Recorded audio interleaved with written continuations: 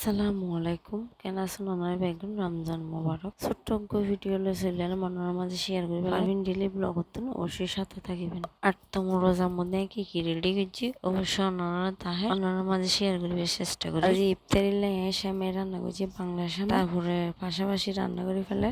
তরকারি কারণ ইফতার গড়ানোর পরে আর কোনো কিছু করতে মনে হয় এখন রান্না একসাথে করে ফেলে ইন্দি রান্না করে টেবিল সাজায় আর ইন্দি রান্না করে বয় শাক দিয়ে ডাল দিয়ে রান্না করে কারণ একটু চাই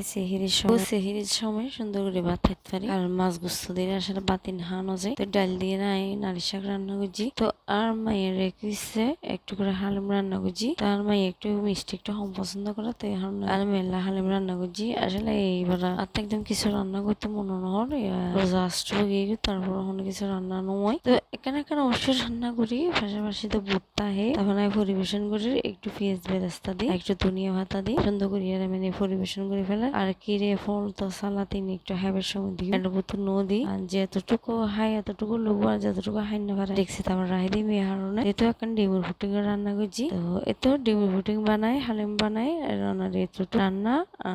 আর তো আর কি আলহামদুলিল্লাহ আল্লাহ রাহাবার রোজা মাসে বরহত দি আল্লাহ বেগুনের বরহত দিয়ক রিজিক দান করো এই দোয়া কামনা করি বেগুন আছে তাই বেগুনের তফিক দান করক রোজা রাখি বেলাই আর তো প্রচুর হানা